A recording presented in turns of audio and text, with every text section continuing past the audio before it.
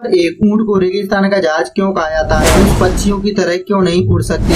पानी में क्यों जीवित रहती है? बुढ़ापे में दांत क्यों टूटने लगते हैं? आज मोर पक्षी के विषय में कुछ तथ्य क्या है? पहले मुर्गी आई थी या अंडा? सवाल नंबर 1, ऊंट को रेगिस्तान का जहाज क्यों कहा जाता है? ऊंट को रेगिस्तान का जहाज कहा जाता है, ये बात सबको पता होगा, लेकिन क्यों कहते हैं ये बात सबको पता नहीं होता। तो आइए जानते हैं ऊंट को रेगिस्तान का जहाज क्यों कहा जाता है। क्योंकि ऊंट एक ऐसा जीव है जो रेगिस्तान में बड़ी आसानी से अपना जीवन व्यतीत कर लेता है, जबकि रेगिस्तान में कुछ नहीं होता, न खाने को कुछ रहता है और न पीने को, फिर भी ऊंट का शरीर इन सब को झेल लेता है। ऊंट को रेगिस्तान का जहाज इसलिए कहा जाता है क्योंकि ऊंट रेगिस्तान में बड़ी आसानी से बहुत ही तेज दौड़ लेता है। 1 घंटे में 65 किलोमीटर की दूरी तय कर लेता है बिना रुके और बिना थके। ऊंट का पैर गद्देदार होता है और रेत में ऊंट का पैर धंसने की बजाय ऊपर उछलता है, इसलिए रेत में ऊंट तेजी से दौड़ लेता है और रेगिस्तान का जहाज कहलाता है। सवाल नंबर 2, मनुष्य पक्षियों की तरह क्यों नहीं उड़ सकते? दरअसल कई बार लोगों के मन में यह विचार आता है कि काश वे भी पक्षियों की तरह आसमान में उड़ सकते, लेकिन यह संभव नहीं है क्योंकि मनुष्य और पक्षियों की शारीरिक संरचना भिन्न होती है। उड़ने के लिए पंखों की आवश्यकता होती है जो मनुष्य के पास नहीं है। जब कभी भी पक्षी अपने पैरों को मोड़कर पंख फड़फड़ाते हैं तब उस क्षेत्र की हवा को काटते हुए वे आगे बढ़ते हैं। इस प्रकार में उनका नौकाकार शरीर उन्हें मदद करता है। मनुष्य के शरीर का आकार अलग होता है। मांसपेशियां तथा हड्डियों की संख्या भी मनुष्य में पक्षियों की तुलना में अधिक होने के कारण मनुष्य का वजन अधिक होता है। पक्षियों में पाई जाने वाली हड्डियां खोखली होने के कारण उन्हें भार महसूस नहीं होता। मनुष्य की हड्डियां मजबूत होती हैं, यही कारण है कि मनुष्य पक्षियों की तरह उड़ नहीं सकते।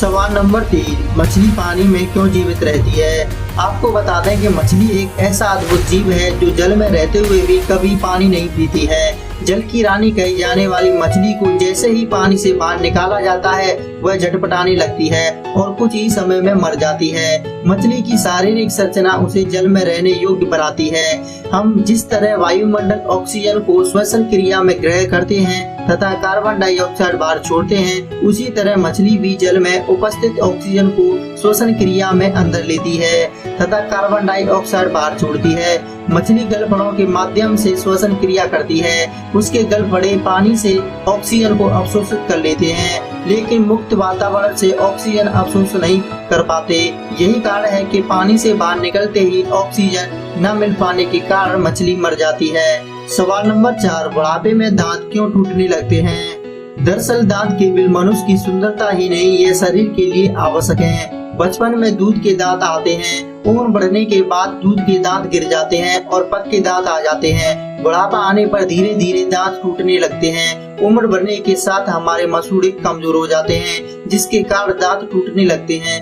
दांतों की जड़ कमजोर हो जाती है, जिससे दांत खोखले होकर टूटकर गिरने लगते हैं। कुछ बुजुर्ग तंबाकू और गुटखा जैसी चीजों का सेवन करते हैं, जिससे दांतों की सफाई नहीं हो पाती। दांतों की हर उम्र में देखभाल करना चाहिए। बुजुर्गों में स्वास्थ्य ठीक न होने के कारण दुर्बलता से भी दांत जल्दी टूटने लगते हैं। शुरू से ही दांतों पर ध्यान देना चाहिए। दांतों को सहारा देने वाले मसूड़ों की हड्डियों के ऊतकों को मजबूत बनाए रखना चाहिए। खाना को चबाकर खाना चाहिए। यही कुछ कारण होते हैं बुढ़ापे में दांत टूटने के। सवाल नंबर 5, मोर पक्षी के विषय में कुछ तथ्य क्या है? दरअसल भारत के राष्ट्रीय पक्षी मोर के बारे में तो सबने सुना ही होगा। ये बेहद खूबसूरत पक्षी अपने सिर पर मुकुट के समान बनी कलगी के लिए तथा अपने रंग बिरंगे पंखों और इंद्रधनुषी स्वरूप के लिए जाना जाता है। इसकी पूंछ काफी लंबी होती है और आंखों के नीचे सफेद रंग तथा चमकीली लंबी गर्दन इसकी सुंदरता को और बढ़ाते हैं।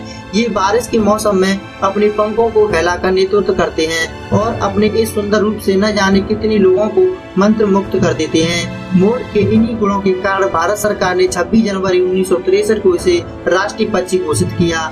मोर सबसे पहले भारत, श्रीलंका और अन्य आसपास के देशों में पाए जाते थे। भारत में ब्रिटिश राज शासन काल के दौरान अंग्रेज उन्हें पूरी दुनिया में ले गए थे। वर्तमान में मोर की 2 मुख्य प्रजातियां मौजूद हैं। नीला मोर जो भारत, नेपाल और श्रीलंका में पाया जाता है। हरा मोर जावा, इंडोनेशिया तथा म्यांमार में पाया जाता है। इसके अलावा अफ्रीका के वर्षों वनों में कागो मोर भी मिलते हैं। नर मोर की लंबाई उसकी पूंछ सहित लगभग 5.5 फीट तक होती है, जिसमें उसकी पूंछ ही उसकी लंबाई की तकरीबन 7% होती है। इनकी लंबाई लगभग 2 फुट होती है। एक वयस्क मोर का वजन 4 से 6 किलोग्राम होता है, जबकि मोरनी नर मोर से काफी छोटी, तकरीबन 1 मीटर लंबी होती है। मोर बहुविवाही है और यह समय में वे 6 मुर्गियों के साथ समूह बनाकर रहते हैं। मोर औसतन 20 साल जिंदा रहते हैं। सवाल नंबर 6, पहले मुर्गी आई थी या अंडा? ये सवाल बड़ा अजीब है। इस सवाल का जवाब देने की पूरी कोशिश करेंगे और आप भी कमेंट बॉक्स में हमें बताइए कि कौन पहले आया।